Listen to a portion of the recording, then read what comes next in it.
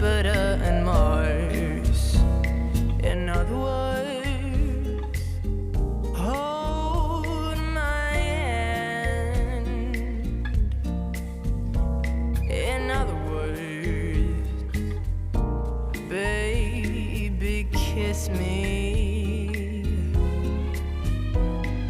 Feel my heart with song and let me sing forevermore.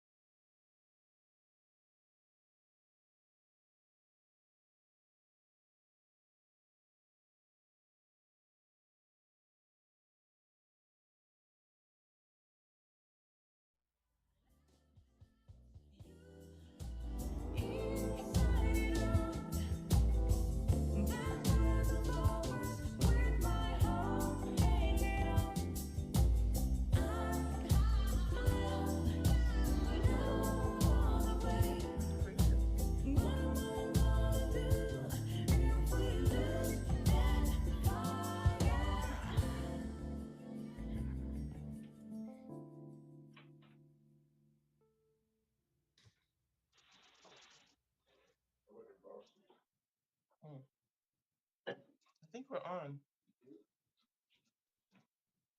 Stephen, you know your parents would be coming, right? I had no idea. Yep. Kristen, turn your camera on. Are we on? Are we ready? I think we're ready. Think so? Yes. Eleanor, go ahead and start. Go ahead. Yeah. Wait a minute. Let's check. Okay, let's check. Theodore, are we ready?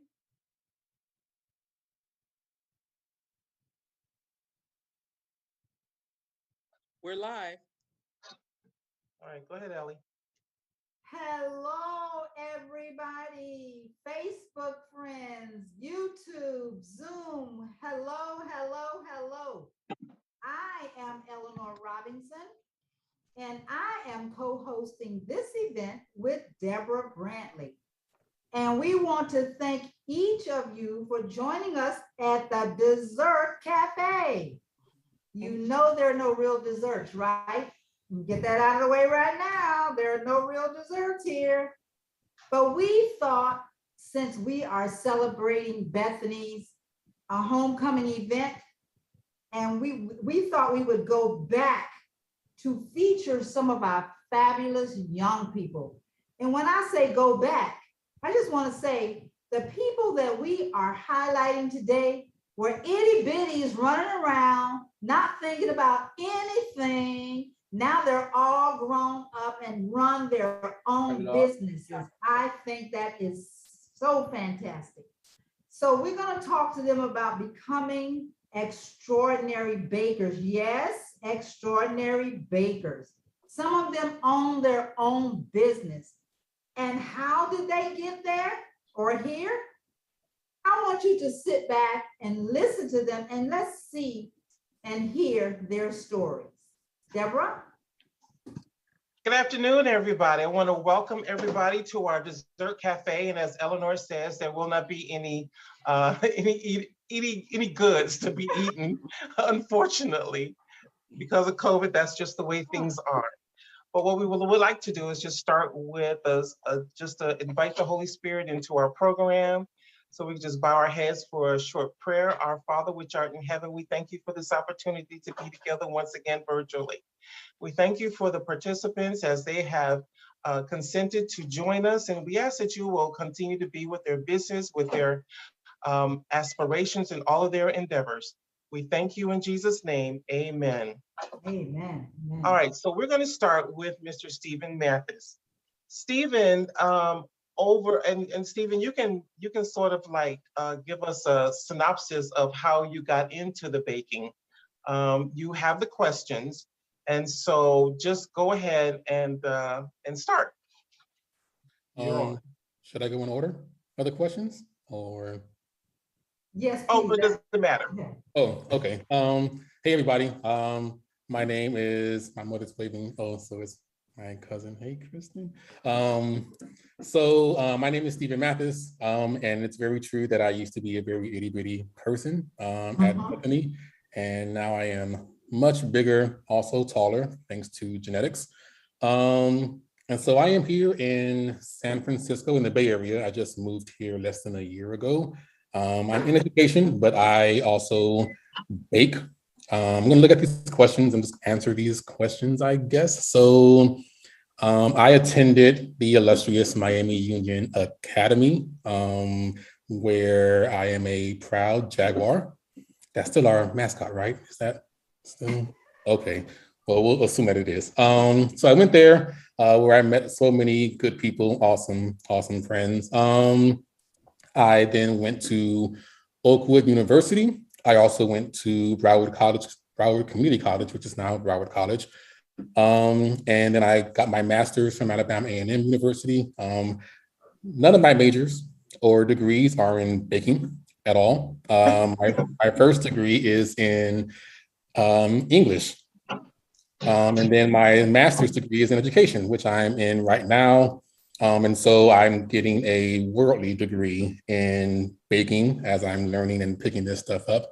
When did I discover my love of baking? That's a very good question. I think I think it's always been a part of me. I'm a legacy child because I come from a family of bakers, especially my mom, Auntie Debbie. And so it's just in my blood. I think even back in high school, I would make brownies and things and sell them because my parents didn't believe in allowance. So I had to do something, to subset that. So I think I've always just loved baking and then watching my mom growing up. It was just a part of me. I didn't really get into it though until the pandemic hit when everyone started picking up baking.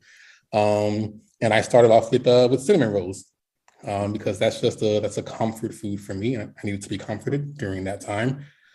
So that's when I really got into it, and that's when I started giving samples out, and people were like, "Oh, you should start selling these things." And I was just like, "Oh, I don't know. I don't have time," because teachers don't have time to do anything except teach. But I was home during the pandemic, working from home, so I was like, "Well, I can't use that excuse now." So I tried that, and then people were like, "We would buy these." I'm like, "Oh, well, teachers also don't get paid enough." So I decided to explore that, and then I started selling the cinnamon rolls, and I named the business Poppies, which is named after my grandfather, David Melvert Pemberton, who was and will always be an amazing, incredible man. He and I shared an obsession with sweets.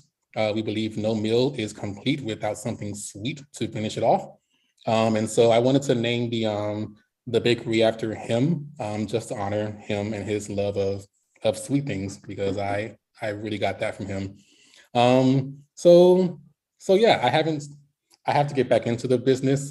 Since I moved here, I haven't had a chance to really bring it back to life, but I'm in the process of doing that. I actually was just baking a few minutes before this whole thing started.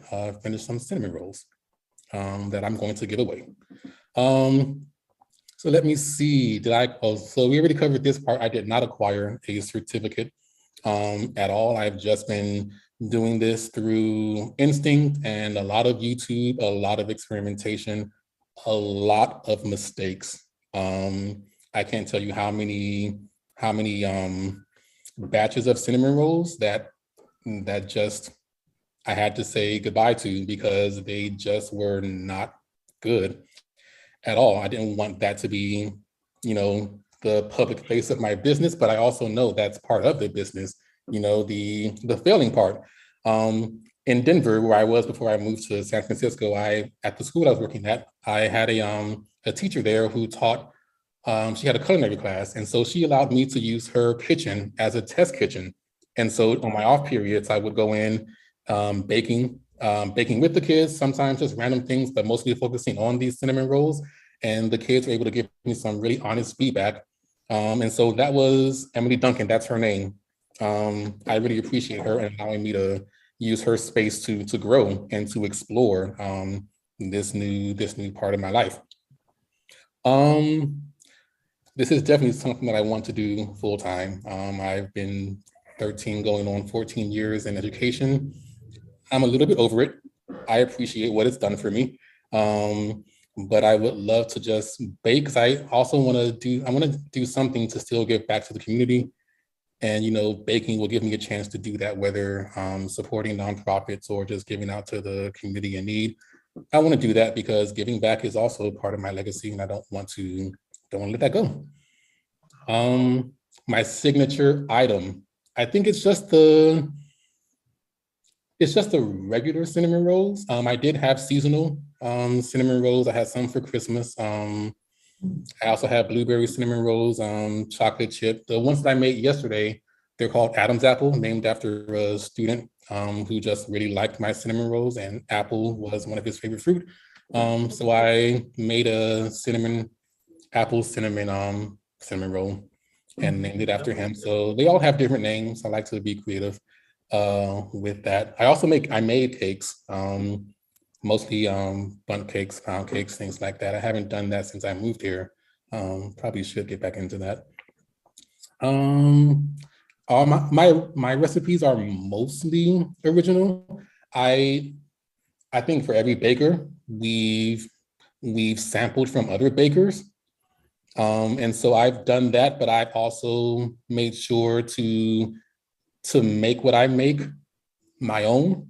And so replacing different ingredients or just adding different ingredients, like I was just oh, I was about to give away some secret ingredients and I caught myself. So, but my mom knows all of my secret ingredients because I run everything past her. But yeah, I like to try different things so that way when I go into a fully operational business, whether brick and mortar or food truck, everything can be mine. I don't want to have anybody chasing me down with a lawsuit at all. So it's important for me to just make sure that everything I do, it's my own. But I also want to make sure I acknowledge those who I have borrowed from, at least got inspiration from, like Stovetop Kisses on YouTube. She's been amazing. Preppy Kitchen, who Kristen got me into, also amazing. And then Ash Baber, my mother got me into. So a lot of people are inspiring me and I'm just taking what they've given me and a lot of different experiments. That's really what it comes down to. And where I see myself in 5 years, I have no idea. I used to think about that question a lot. And then once I moved to Denver, I stopped focusing so much on the future because it would make me anxious. And honestly, like I had a whole plan when I lived in Alabama. That plan changed. And so it's like that opened up a door for me to stop focusing on what's so far in the future. Like I can have a goal. A goal for me is different than a plan because a plan has things set in motion, which can always go awry. But with a goal, it leaves room for the flexibility, for the chaos of life, for the beauty of life. And so, so that's what I like to do. So in 5 years, I have no idea. I hope in 5 years, I am still here, still alive. I hope that I am happy. I hope that I'm at peace. I hope that I'm able to provide for my parents and my sisters and my nieces and nephews. Like I want to provide for everybody.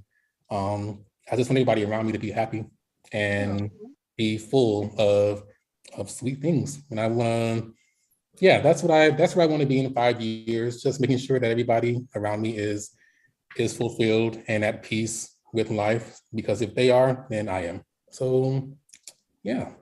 Amen. Amen. All right. Very good, Stephen. Thank you, Stephen. Very good. Thank Thank you. you. Thank you. Is there anything? Oh, wait, how much more time do I have? I don't know. What you want to do?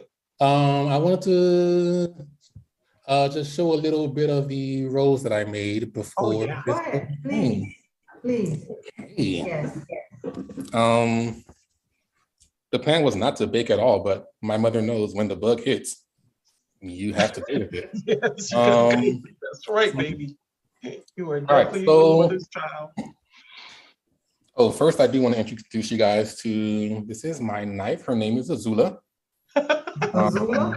Azula, she's amazing. She does beautiful things. So she's my sous chef for now. And so these, you see them? So those are these are just regular cinnamon rolls, but it's got some, so here's a story about failing. This was supposed to be caramel. It looks more like cocoa instead, like hot chocolate. But it tastes like caramel a little bit. So, it still tastes good. It's not what I wanted it to be because I've made homemade caramel before and that's not it. I tried a new recipe and that didn't work out. And so now it's a lesson learned for me. Like I won't be trying that again. But those are cinnamon rolls that I'm definitely giving away to some former students because they really like cinnamon rolls and they have the youth and metabolism to eat them all and not show. I've passed that stage in life, so yeah. But just wanted to show you guys what I have been working on. The other ones from yesterday, they've already delivered, so I don't have any video to show or pictures to show of that. Sorry. No problem. Thank you. Thank you, Stephen. Extraordinary, as I said, fabulous, extraordinary. We love you. Keep it up, okay? All right, our next participant is Thank you, Courtney Stephen. Harris. Courtney is the son of Regina and Charles Harris, who are attending our church. And Courtney was also another little itty bitty running around. Now look at him. He has a full beard and, and he is baking himself into a fantastic life. Courtney, tell us a little bit about what you're doing, how you got here. Sure. I wasn't as fortunate to have questions sent to me like Stephen, so I guess we're just gonna have Oh, to. Deborah. I thought I sent them. I did send them. Well, then it's on. I will take the blame. Maybe I have an inbox that says 11,000 emails. So You have a beard though, so that's okay. You got a beard, got questions, so that balances out, Courtney. You're that's good. true. That's Well, true. Eleanor, if you want to ask them, you can ask them. Okay, Courtney, would you like me to ask you the question? Sure, I'd be happy to answer some questions. Okay. The first question is, what high school did you attend, Courtney? So, like Stephen, as he said, I went to Mount Union Academy. I didn't really have a choice. My mother was the principal there. And so I too was a mighty Jaguar from as far back as I can remember through 12th grade. And then I'm not sure what the second question is. We're going to go along the lines. To college, yeah, We okay. went from there to Oakwood University. It was a college when I started, and it was a university by the time that I ended. And so I too was in Huntsville, Alabama. And that's where I got my undergrad. And then I went and got a master's degree Right, I didn't at send them. Quinnipiac University in Hamden, Connecticut. And what was your major? I didn't hear it. In undergrad, I did that Oakwood thing where you kind of bounce around from major to major. And I Okay. settled on accounting. So I was a business Oh, okay. major in accounting. Okay. And my master's degree was in interactive media, which is a fancy way of saying like a bunch of computer stuff, like Photoshop and music and things like that. When did you discover your love for culinary arts? It's an interesting question. I don't know. I personally would say that I discovered mine in undergrad while I was living at West Oaks in Oakwood.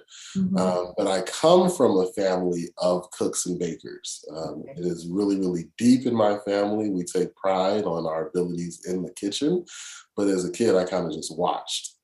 My family did not believe in allowances either, but I did not have the mindset to go make some brownies and try to make money while I was in my Union Academy.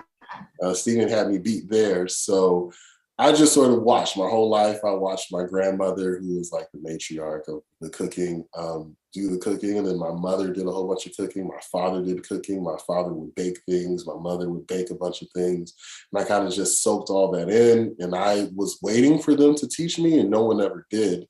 They were just like, you look and you learn and you do it yourself. And so while I was at West Oaks, it was my first chance to have my own oven and my own stove.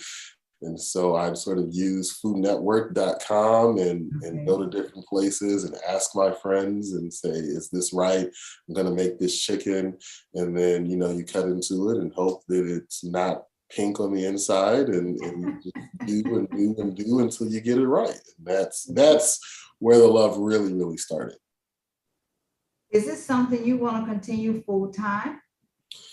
I do. That's the goal. I currently am also, it's amazing how much Stephen's and my story is similar. So I too have two jobs, and my second job is a high school teacher.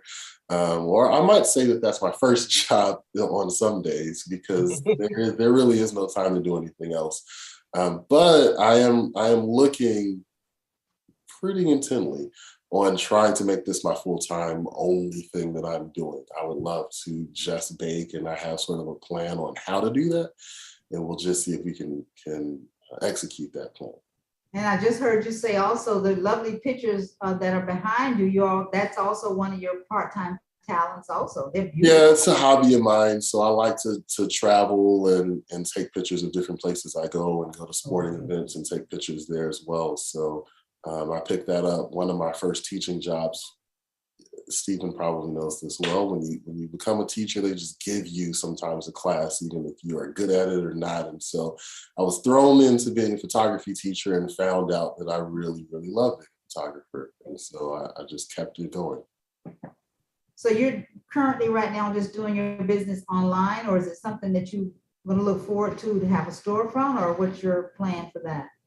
So it is online. I'm able to ship my bundt cakes all across the country. I'm still in the process of figuring out how to ship my layer cakes everywhere because frosting doesn't always ship well.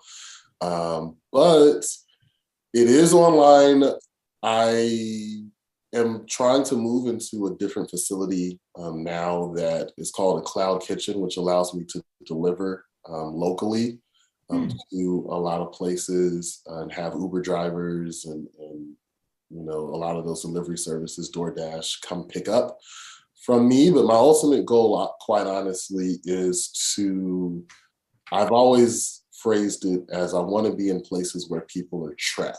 And so I would love to be in airports. I would love to be in stadiums. I would love to be in arenas, places where people don't really have a lot of options for good desserts, and be the person that is able to provide that for them. Do you have a signature dish item? I do. It is my father's vanilla wafer cake.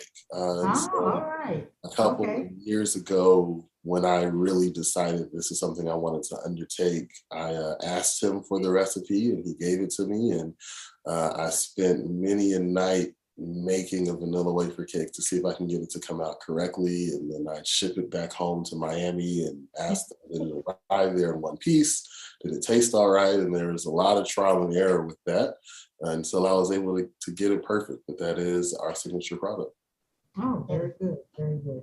So most of the recipes, or all the recipes, are pretty much original, or just family recipes that you tweaked or changed, like you said, just passed down to you, or? So I consider them to be original, even if they are family recipes. Okay. I try to make every recipe a family recipe in some way, shape, or form. So, and I've stuck to that. The only one that is straight up mine are my chocolate chip cookies. Like that is okay. I have sort of perfected on my own, and I am very proud of that recipe. And what my secret ingredient is. I can't. What is this secret ingredient stuff? What is that? Everybody has them. Everybody has what they are. But everything else is really, it's either something that my father made or something that my grandmother made. And I'm trying to reach out to a cousin because I want to add German chocolate cake to my repertoire. And that's a family recipe as well. So we're working on it. Just before we show Courtney's video, Courtney is the recipient of an award. I think it was like an award for his recipe or his baked goods. So just before we show that, where do you see yourself in 5 years? What do you think? I actually love Stephen's response to that, because I too have found that thinking when you plan something 5 years out, at least for me, it can end up in disappointment and feeling like a failure if you don't reach it. And those are negative thoughts that I don't like to try to purposefully bring into my head. And so I think keeping it general and saying, I too just hope to be alive and to still be baking and bringing whatever measure of joy that I can bring to others is good enough for me. I don't want to say that I would have sold X amount, or I'd be in X place, or I won't be teaching, or I will be, because life can hit you and can hit you very, very hard. And when those things happen, if you have had your heart set on you're going to be somewhere and you don't get there, all of a sudden it feels like you've been hit even harder than life did hit you. And so for me, if I still have the ability of my hands and my arms and my feet to just walk into a kitchen and still bake, or while I'm looking to not be a teacher next year, I love the interactions I'm able to have with my students. And so I'm able to still speak to students and guide them and help them in whatever it is they're trying to do, or if I'm fortunate enough to be able to hire somebody and help them get to whatever their goals are. I think all of that is a solid goal that would be good enough if it happens in a year or in 5 years. Thank you, Courtney.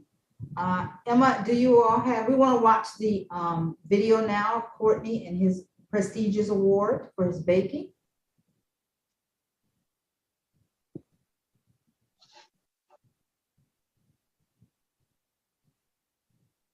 By the Dallas Morning News. And there's more to this bakery than their delicious cakes, cupcakes, and cookies. It is a socially conscious company that spent a labor of love after loss. High school teacher and Christopher's Bakery founder, Courtney Harris, joins us. It's so nice to meet you. Absolutely, it's a pleasure to be here. Man, the best bakery in DFW, that title. It is wild, I can't believe it. Yes, how long have you all been open? So we opened up in 2016. I actually moved here to Texas and I was in the middle of teaching, and this is something that my father had wanted to do forever, and I decided I need to pick up that mantle. And you're still teaching while I doing am this. still What teaching. do you teach? I teach audio video. Okay. So we basically make movies all year. That's what we do.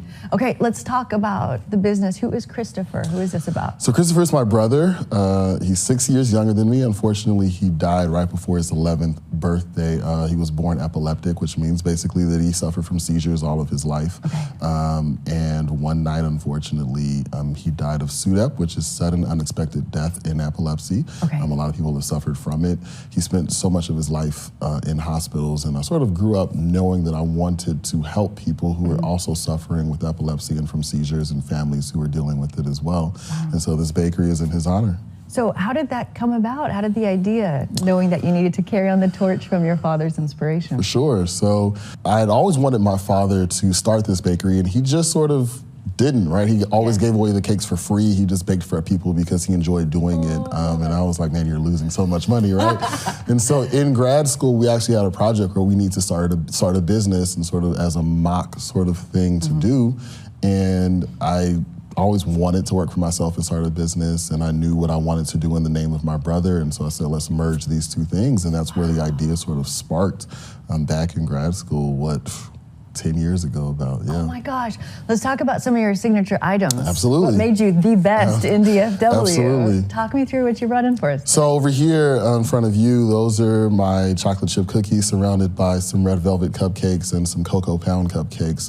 We definitely take a pound cake and we convert it into chocolate there.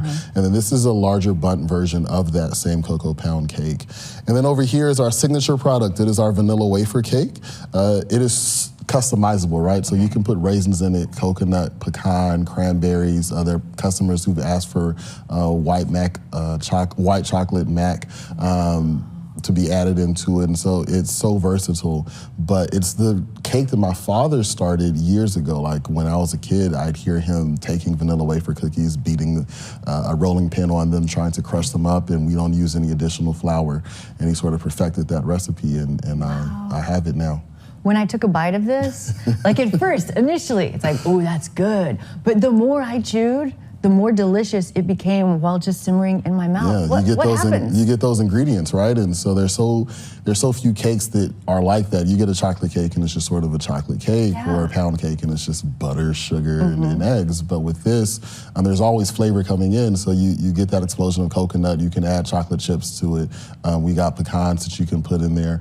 And so there's so many different things happening. And again, we don't use any additional flour. It's just a cake that's made from vanilla wafer cookies. The best part of banana pudding. I took a bunch of bites before we started, and each bite I took was amazing. Yes. So you all are growing at a rapid pace. What do you need? How can the community help if they wanna take part? So this explosion was I can't say totally unexpected, but it was such a blessing. And so right now, because of this rapid growth, we're looking for delivery drivers. We go out and we actually deliver to your door, which is such a benefit now, especially being in a pandemic.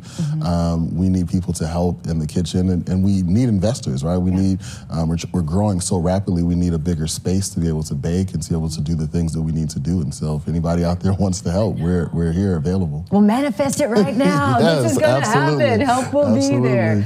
Congratulations to you. Thank you so much. I appreciate it, and thank you for inviting me here today. It means a lot. It is absolutely our pleasure. It's so good. Like seriously, y'all, it is so very good. To place an order, visit christophersbakery.com and be sure to follow them on Instagram at Christophers_bakery.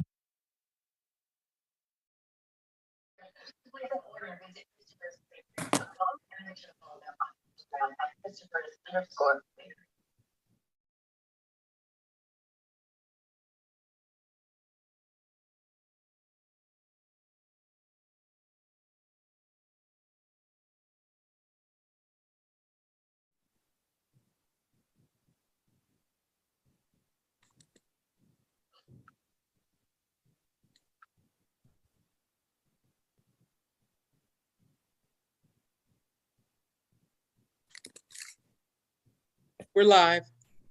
Courtney or Stephen can answer this question.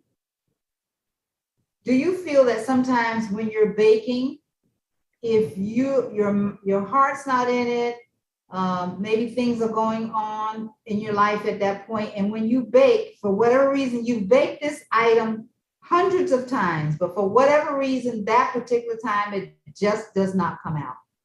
Do you feel that your emotions or things that are going on in your life have something to do with your baking? You want to start, Courtney? Sure. I can tell you that that is absolutely a factor for me. Baking is a really, really, really finicky thing. Something that I've had to learn over years and years and years. And if you're not really paying attention, if you're not, like at this point, I had another baker recently say they wanted to watch my process. And so they came and they watched me do it and they were shocked because they were like, well, I can't believe that you actually weigh all of your ingredients. And I said, well, I don't really know any other way to do it, right? Like I need to know. And right now I'm going down to the ounce and I would like to get it measured down to the gram of everything it is that I'm doing so that I can be super precise in what I do. And I got to the point where I'm setting a timer every time I'm setting my mixer, this amount of time for this part of the process, so on and so forth. But if I'm messed up and I'm thinking about something else and I forget to set that timer and things are wrong, or I'm not greasing a pan or spraying a pan down the way that I should be, this actually happened to me this week. So the Longs ordered a cake from me, a pound cake from me, and it's supposed to be shipped to Huntsville. And I baked that cake, and when I took it out the oven, I flipped it. Too much of it was still stuck inside. And I just was so upset because if you read anything about Dallas, you know that we had an ice storm this week. And so I couldn't actually get back to the store to be able to go get more ingredients, and it was just a disaster. And so I had to take that cake and I just took it to work the next day and I gave it to the teachers and said, here you go. I can't ship this one. And I had to make that one all over again. And if you do that enough, not only are you're wasting time, but there's money that's going down the drain. It's a lot. And so it takes an incredible amount of focus to be able to do it right in the same way every single time, because I laughed when Steven said he made caramel sauce and it just didn't come out the way he wanted, because one of the things I struggle with to this day is I make a caramel cake and I can't get the caramel buttercream frosting to have the consistency I want. Like it always breaks. And if you're not paying attention, you're not doing that the same way every time, or you change something and you don't write it down and you don't remember it the next time, and so you're making the same mistake. It's just it's so much that you really, if you want to be good at what it is that you do and be excellent, that you really do have to focus in and give it all your all. Thank you. I definitely want to co-sign on everything Courtney just said. Like, especially when I had a chance to work with the culinary teacher at my school in Denver, one thing that I learned from her while watching her teach, baking is a science. Cooking is not. I mean, cooking is, but honestly, like you can play around with cooking so much and everything's just fine because it's, I don't know why, but with baking, everything has to be like Courtney's talking about, getting things down to the ounces and the grams. Like, it's a lot. And so when things don't go right, like Courtney said, it's painful and it's expensive. Like baking is so expensive. I had an order during the Christmas season before I moved here, and it was for like, I think 3 dozen cinnamon rolls, different kinds too. And I also had to make cakes and some other things. So it was and they all wanted it the same day. That was my fault for being like, yeah, I can do that. That was foolish of me. But like I was up until like after midnight, just working on one order. And right before I went to sleep, I realized that I made a huge mistake with one of my orders. And because I taped all of my orders up on the walls. And when I realized that, and then I saw the end product, I just ripped all the papers down. And I was so mad. because I knew that that would put me back, And so when you have a business, the last thing you want to do is to make your customers upset, And so having a late delivery, like Courtney, I get it. Like it's so frustrating, especially when you don't have the time. It's just like, well, I'm supposed to be actually doing my first job. So like that has to come first so I can have money to pay for the second job. It's very important. Like what Courtney says, writing those things down. Like I have a notebook. If I make any changes, I just add it to the margins. So I make sure I have that stuff there. Like it's very tough. And anybody who knows me, I'm a very emotional person. So when I bake, it's a very emotional thing. Especially like, because my mental health suffered a lot the past few years. And so I actually stopped baking for a while because my emotions just said no. Like I didn't have the energy for it. Like that's how connected the emotions can be to baking. And I really do believe that what you feel, you put into the food. Yes. And it's just like when you're happy, when you're baking, someone's going to taste that happiness. Yeah, they do. And when you're really just casual about it, it'll be like, oh, well, this is cool, I guess, thanks, all right. So it's like, not everything's going to be perfect, but you have to really love what you do in order for it to flourish and for it to just taste good. If you feel good about what you put out into the world, then that's going to open up a lot more doors and customers, and just you feel better about the hard work that you're doing. Thank you. Yeah, I want to add to that. So one of the things, I'm sure the younger people around have seen it before. There's a little GIF of Homer Simpson walking into the bar, and as soon as he walks in, or I think it's his grandfather, but as soon as he walks in, he like puts his coat on a rack, and then he just turns right back around and picks his coat up and walks back out. And it happens to me all the time where you try to plan and you write everything down. And at this point, I have a huge Excel spreadsheet to keep track of all the orders, but I will walk in the door believing that I have all the ingredients, look in the cabinet, realize I don't have brown sugar, and then just have to walk right back out the door. Oh God, how many times have I done I that? know. Yeah, and it is it is the most frustrating thing. And I think the worst one is when I just left the store. I thought I got everything, and then I come in and I don't have sugar, and then I have to go right back in.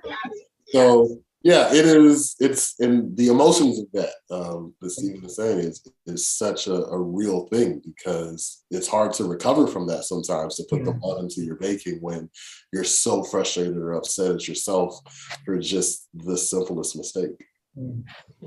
Thank you. That is so true. Yeah. Deborah, can we do Yeah, yeah.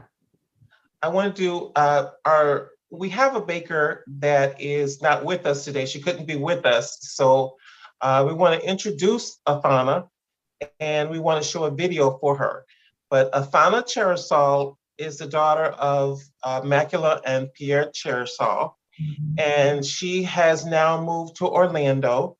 And she sent us a video with the answers to her questions. And if we can show that now, that would be wonderful.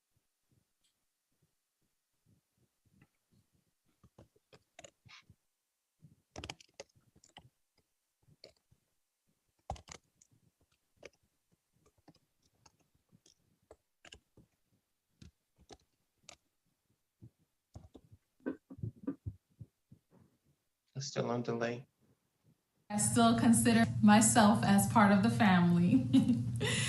I attended Miami Union Academy, and after that, I went off to University of Central Florida. That's where I obtained my nursing degree. And when I was in nursing, it can be a little stressful at times. So a couple of years went by, and I just wanted to add something else to my life, just to have a hobby that I can go to, something that's like a stress reliever. And so I gained an interest in baking. So from there, I had a cake lady that I used to go to, and I was just so fascinated with the cakes that she had, and the taste was so good. And I thought to myself, I can probably do this. So from there, the next day I went on Google, and I just looked at as much information as I possibly could. And I gathered everything together. And the next day I took my savings and I just bought as much baking supplies as I could possibly buy. And from there, I began to test out flavors, and the first cake that I made was a Haitian cake because I love Haitian cake. So that was my first flavor. And from there, that's when I made my other flavors. Then, as far as decorating, I learned everything on YouTube. I did not obtain any certification or go to school. I just went on YouTube.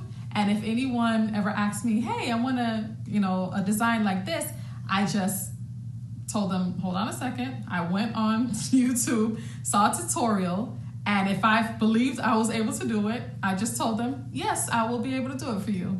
And thank God, until this day, it's been wonderful for me. And I love it, I adore it, and I enjoy it. When I first started, I was doing baking and nursing at the same time, but that was just too much.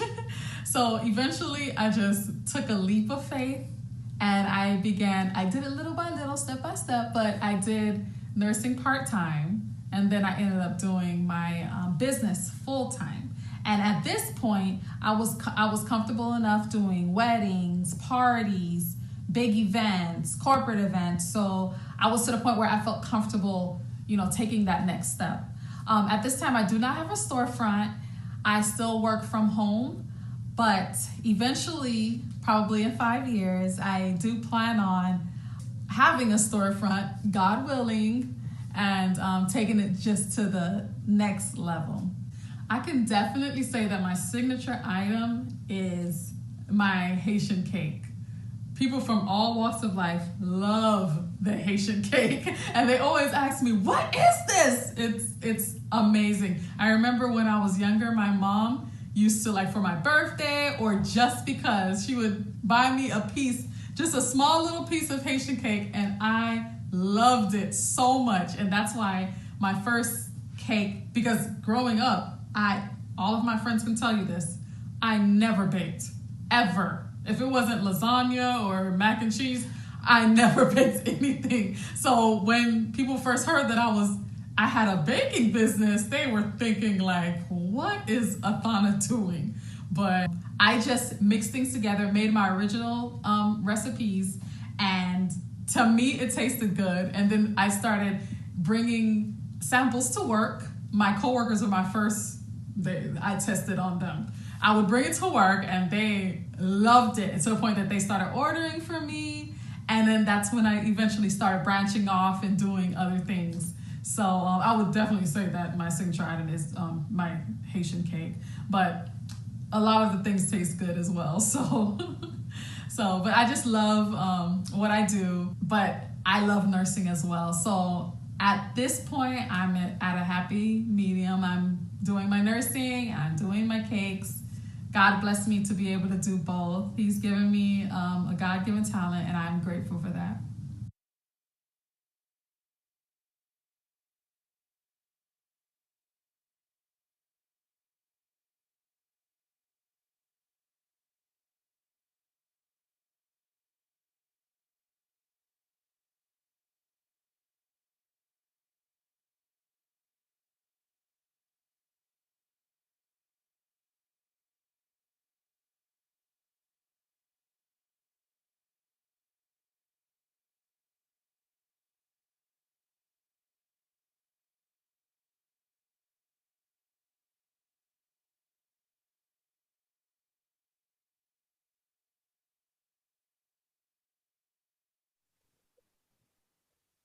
Okay.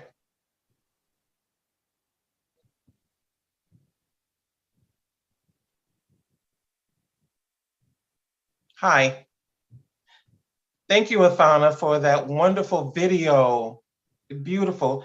Now, we do have some pictures of Athana's cakes. The name of her bakery is Athana's Cakery in Orlando. And we want to show some pictures from Athana. Can you do that now? They are amazing. And for somebody who just learned it by watching it on a video, it's just amazing. I don't know if we could all do that. That would be great. Okay, cool.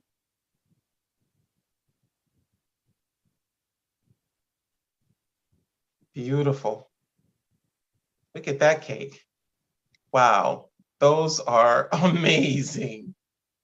So this afternoon, we just want to thank all of our participants, all of these talented, gifted people for coming on this afternoon and giving us a brief statement of where they've come from and where, they grew up at Bethany and now what they're doing. And I think it's just so amazing. There's so much ambition, there's so much talent, and they're really, really gifted. This is what God can do for us if we trust in him.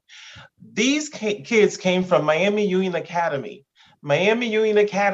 Oakwood University. Wow, we can do anything we set our minds to do. And so we just want to thank you guys for joining us today. We've had a wonderful time.